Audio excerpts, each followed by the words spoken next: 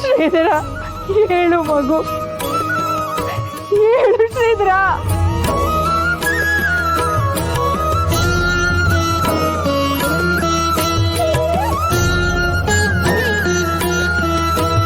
ಶ್ರೀಧರ ಹೇಳು ಕಂದ, ಹೇಳು ಮಗು. ಲಕ್ಷ್ಮಿ,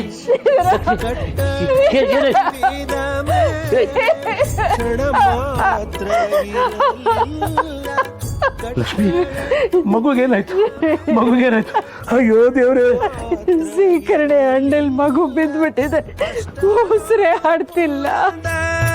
ಅಯ್ಯೋ ಶ್ರೀಹರಿ, ನಾನು ಯಾವ ಪಾಪ ಮಾಡಿದ್ದೆ ಅಂತ ನನಗೆ ಶಿಕ್ಷೆ ಕೊಡ್ತಾ ಇದೀಯ ತಂದೆ?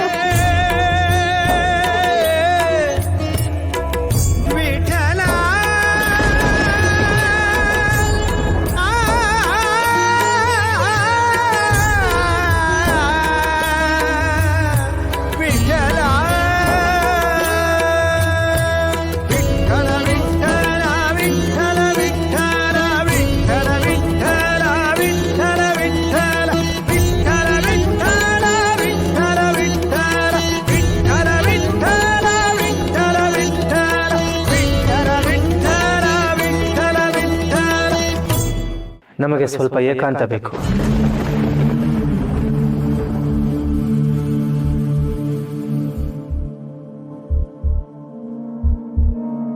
ತಂದೆ ಮೂಲರಾಮ, ಈ ಮನೆಗೆ ಬರಕ್ಕೆ ಪ್ರೇರೇಪಿಸಿದವನೇ ನೀನು. ನಿನ್ನ ಆಣತಿಯಂತೆ ನಾನಿಲ್ಲಿಗೆ ಬಂದು ಈ ಸಮಸ್ತ ಪೂಜಾ ಕೈಂಕರ್ಯವನ್ನು ಕೈಗೊಂಡಿದ್ದೀನಿ. ಸುಗಮವಾಗಿ ಸಾಗುತ್ತಿದ್ದ ಈ ಪೂಜಾ ಕೈಂಕರ್ಯದಲ್ಲಿ ಯಾಕಪ್ಪ ಇಂಥ ದುರಂತ? ಅವರ ಭಕ್ತಿಗೆ, ನಮ್ಮ ಪೂಜೆಗೆ ನೀನು ನೀಡುವ ಫಲ ಇದೇನಾ? ಅವರಿಗೆ ನಾನೇನು ಅಂತ ಉತ್ತರ ಹೇಳಿ? ಯಾಕಪ್ಪ ಈ ಅಗ್ನಿ ಪರೀಕ್ಷೆ? ವತ್ಸ, ಆತಂಕಗೊಳ್ಳಬೇಡ.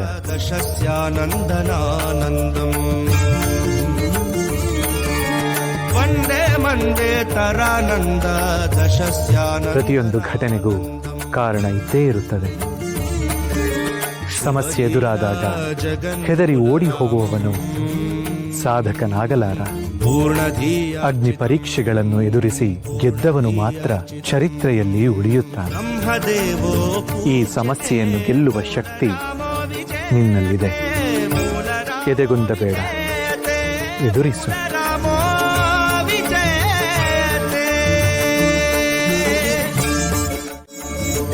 ಶ್ರೀನಿವಾಸಾಚಾರ್ಯರೇ, ತೀರ್ಥದಲ್ಲಿ ಕೀಟವೊಂದು ಬಿದ್ದಿದೆ. ಪಾಪ ಪುಣ್ಯ ಸ್ನಾನಕ್ಕೆಂದು ಬಂದು ತನ್ನ ಪ್ರಾಣವನ್ನೇ ಅರ್ಪಿಸಿದೆ. ಹೋಗಿ ಇದನ್ನು ತುಳಸಿಗೆ ಹಾಕಿ ಮತ್ತೆ ಮಡಿ ನೀರನ್ನು ತನ್ನಿ.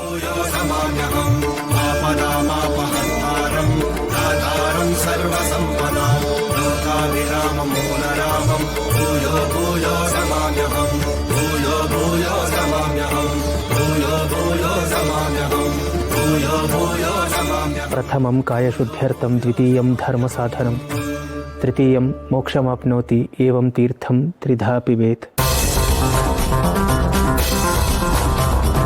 ತ್ರಯಂಬಕಂ ಯಜಾಮಹೇ ಸುಗಂಧಿಂ ಪುಷ್ಟಿವರ್ಧನಂ, ಊರ್ವಾರುಕಂ ಯೋ ಬಂಧನಾತ್ ಮೃತ್ಯುರ್ಮುಕ್ಷ್ಯಮೃತಾತ್.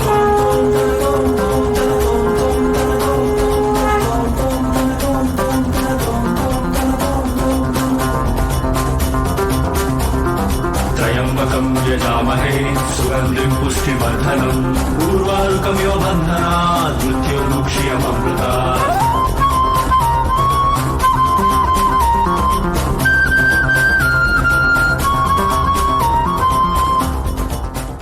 ದೇಸಾಯಿ ಅವರನ್ನು ಬರ ಹೇಳಿ.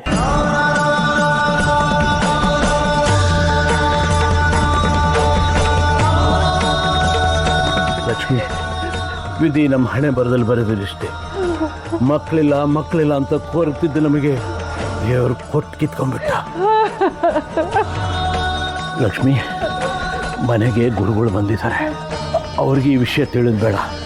ಪೂಜಾ ಕೆಟ್ಟು ಹೋಗುತ್ತೆ. ಅಡಿಗೆ ತಯಾರಾಗಿದೆ. ಮನೆಗೆ ಅತಿಥಿಗಳು ಬಂದಿದ್ದಾರೆ. ಇದೇನಾದರೂ ಗೊತ್ತಾದರೆ ಅನ್ನದಾನದ ಪುಣ್ಯವೂ ನಮಗೆ ಬರೋದಿಲ್ಲ. ಗುರುಗಳು ಹಸ್ಕೊಂಡು ಹೋದ್ರೆ ನಮಗೆ ಒಳ್ಳೇದಾಗಲ್ಲ.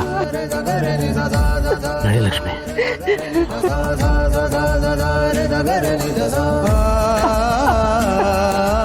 ನೋಡಿ, ಈ ವಿಷಯ ಯಾರಿಗೂ ಹೇಳ್ಬೇಡಿ, ಪೂಜೆ ಕೆಟ್ಟು ಹೋಗುತ್ತೆ. ಆಯ್ತು ದಣಿಗಳೇ.